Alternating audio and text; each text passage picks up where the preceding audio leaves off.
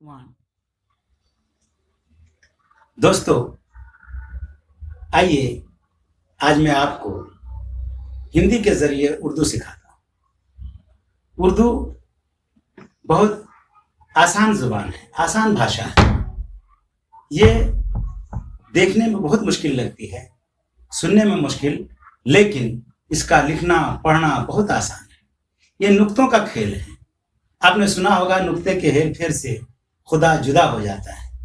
आइए मैं आपको बताता हूं कैसे नुक्ते के हेर फेर से खुदा जुदा होता है।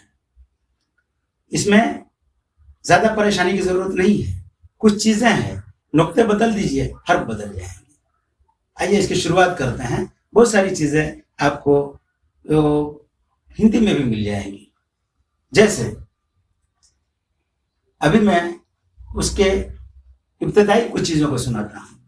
हालांकि जुबान कोई भी हो, वो प्यारी जबान होती है, अच्छी जबान होती है। सबको अपनी अपनी जबान अच्छी लगती है, लेकिन अपनी जुबान, अपनी मातृभाषा के अलावा भी और जुबानों को सीखना चाहिए। हमारे हिंदुस्तान के आईन में, भारत के संविधान में भी ट्राइलिंगुअल फॉर्मूला चला है। 3 भाषाओं का फॉर्मूला। एक तो मादरी जबान, दूसरी हिंदी जबान जो राब्ते की जबान है, और तीसरी इंटरनेशनल राब्ते की जुबान अंग्रेजी है। इन तीनों जबानों को आदमी को सीखने में कोई हर्ज नहीं है। हिंदुस्तान के कानून में है कि आप 3 जबान आप सीख सकते हैं। सहलसानी फार्मूला या त्रिभाषाई फार्मूला सूत्र, ये हिंदुस्तान में लिया गया है। अब इसमें मैं आपको उर्दू जबान के बारे में बता रहा हूं, उर्दू भाषा के बारे में बता रहा हूं। उर्दू का सबसे पहला हर्फ है अलिफ। अलिफ ये एक सीधी लकीर है। एक लकीर आपने खींच दी, ये अलिफ हो गई। अलिफ, इसको हम यहां हिंदी में भी लिख देते हैं।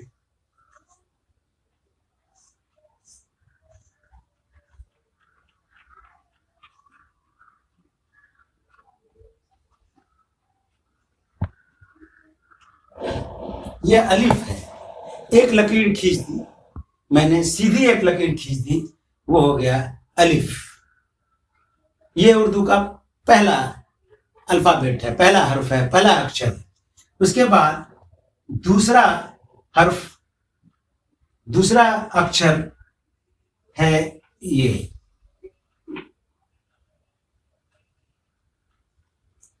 इसको कहते हैं बे।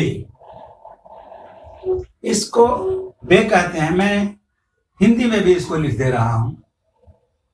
यह है बे। और जिस तरह मैंने कहा था कि नुक्ते का खेल है पूरा उर्दू जबान में ज्यादातर काम नुक्तों से होता है, तो ये तीसरा भी एक और है। मैंने बिल्कुल उसी तरह लिखा जैसे इसको लिखा था। अब इसके नीचे नहीं देकर, इसके नीचे एक नुक्ता है, अब इसके नीचे हम 3 नुक्ते दे देंगे, तो ये इसका बदल जाएगा, अक्षर बदल जाएगा। सब कुछ वैसे ही है, नुक्ता एक है उसमें, इसमें 3 नुक्ते मैंने दे दिए। ये हो गया पे। इसको हिंदी में भी मैं आपको लिख देता हूं। ये है पे। अलिफ, बे, पे, ये 3 हर्फ हैं। अब इसके अलावा अब फिर इसी तरह का एक हर्फ है, ऐसा ही है। ये देखिए,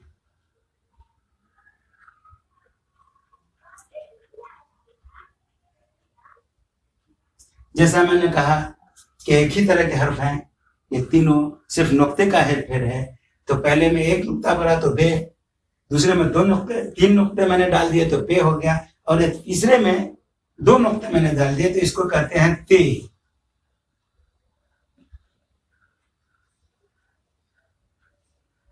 ते। और एक और हर्फ है, वो भी इसी तरह लिखा जाता है, सिर्फ इसमें नुक्ते की जगह ये तोय दिया जाता है।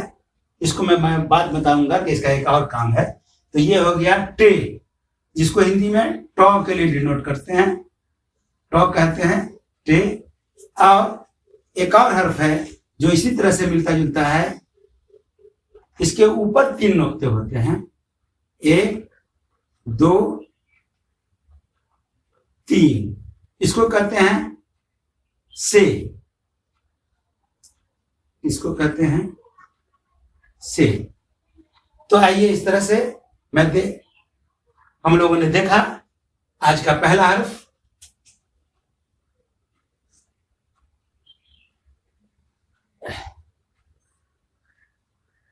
हिंदी से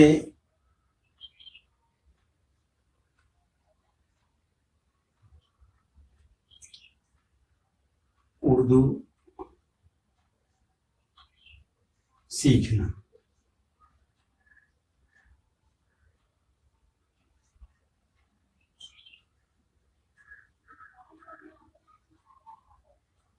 हिंदी से उर्दू सीखना।